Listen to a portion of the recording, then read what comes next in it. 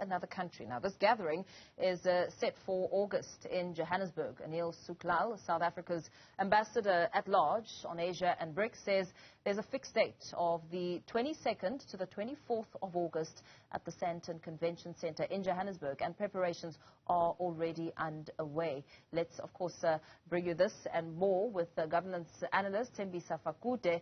A very good evening to you. Thank you so much for your time. I mean, just looking at the latest developments, what's happening as you and I speak, we know that President Cyril Ramaphosa is leading a delegation and having talks in St. Petersburg with Russian President Vladimir Putin.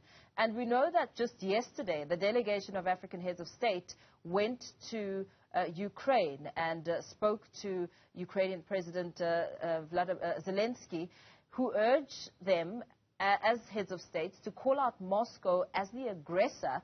And during those interactions, we heard him repeatedly calling President Putin a terrorist. How much of an impact can the African leaders really have? And perhaps what is the strategic thrust of this intervention?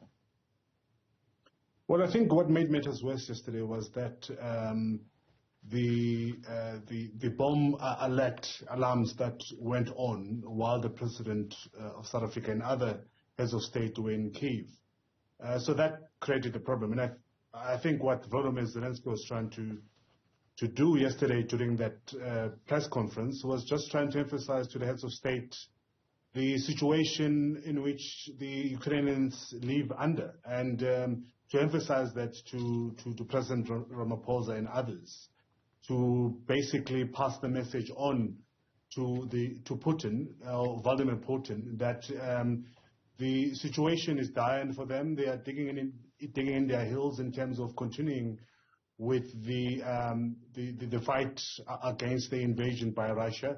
So it was a bit complicated for the heads of state to hear that honest presentation by Volodymyr Zelensky, even though President Cyril Ramaphosa tried to calm the situation by insisting that they were there to listen and to ensure that at least there is a peace initiative or initiation at some point. But Volodymyr Zelensky was very insistent. And one hopes, of course, that the delegation, when they meet President Putin today, they will emphasize those messages. Yeah, speaking of Zelensky, we heard him really just standing by his country's own peace initiative, which involves a complete Russian withdrawal. But, of course, he's invited the African leaders to take part in this international peace summit that is being drawn up, saying that a diplomatic isolation will become a very serious leverage, and it might have an impact on his society. Where would that leave South Africa specifically? Because so far, the country is perceived as having a very good relationship with Russia. It's been under increasing scrutiny over the non-aligned stance in the war. And there's also the accusation of supplying weapons and ammunition to Moscow.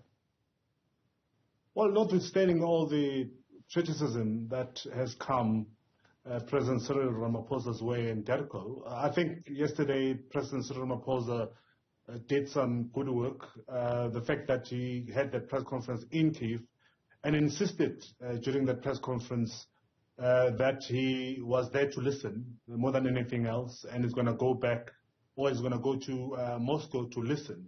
I think that to an extent his tone was very amicable. His tone was that of a person who's trying to push for a peaceful resolution. It was totally different to what we've had in the past from some of the senior ministers within government who have publicly called Russia their friends, etc.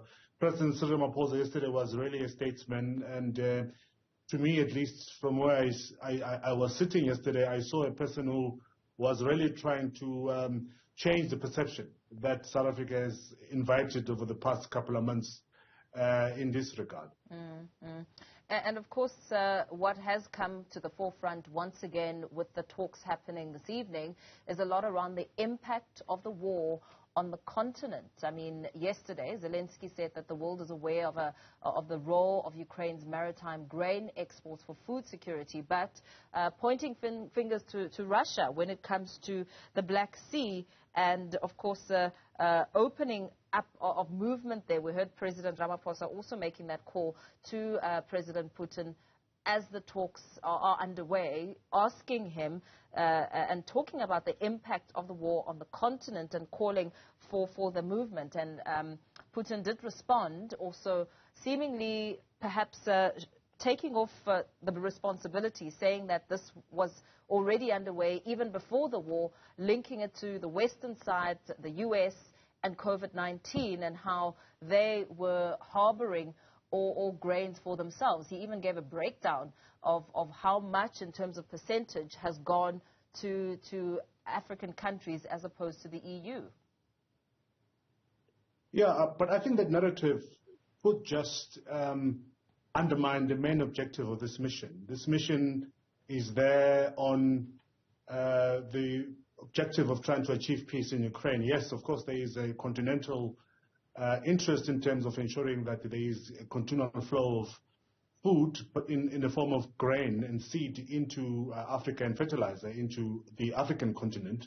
But what has been, or what is driving this mission, the main objective of this mission is to achieve peace. So it should be judged along the lines of any other superpower in the world that's trying to achieve peace in Ukraine. I know that there are people who are beginning to reduce this mission to that which went to Ukraine and Russia, or is going to Russia, mainly to go and beg for the free flow of food into African continent.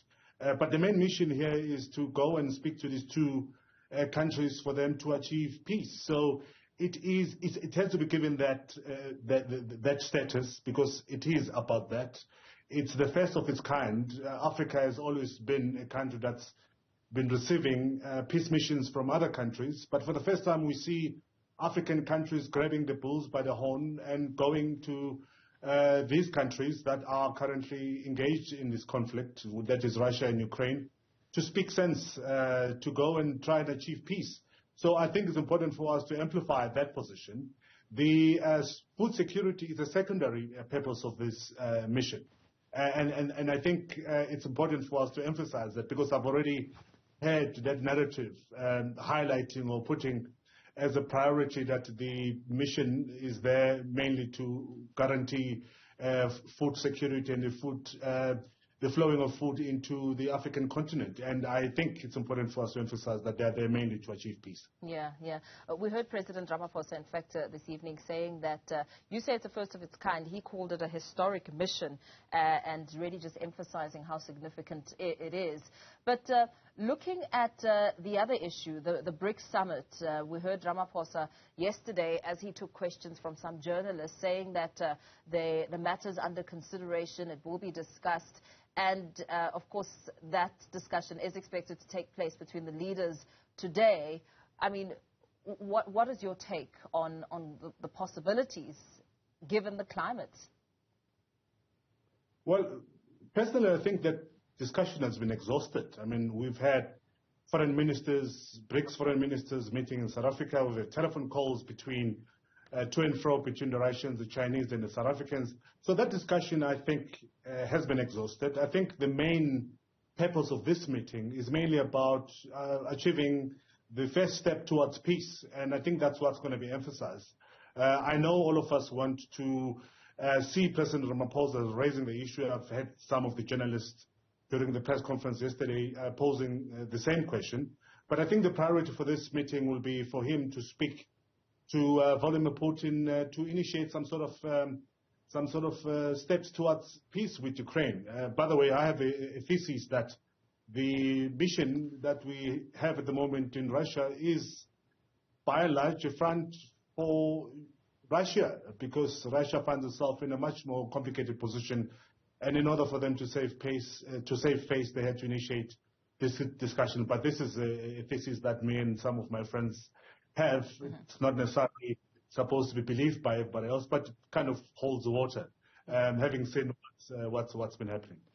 You know, a lot has also been spoken about the timing of the visit. Some saying it seems a bit off, coming just as Kiev launched its counteroffensive, and questions asked about what can this mission actually achieve, because so far the mission seemingly is an unusual burst of activism given Africa's largely hands-off approach to a conflict that many here see primarily as a confrontation between Russia and the West?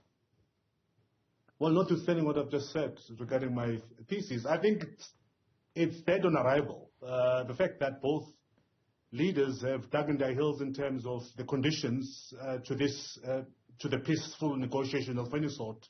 Volodymyr Zelensky has said that before he could say or meet with Vladimir Putin on negotiations, that is, Russia and Vladimir Putin, need to withdraw from the territories that were occupied since 24th of February 2022. And President Putin has said that that's not going to happen. So those conditions remain, which means, therefore, that there is no room for negotiation. They've insisted on that. Vladimir Zelensky yesterday insisted again and repeated quite clearly to all those that were listening, including in front of those leaders of African states, that there's no negotiation that are going to take place until and unless Vladimir Putin and Russia withdraw from the territories that were occupied since this war began. Yeah, absolutely. Thank you so much. Thanks for weighing in on this discussion.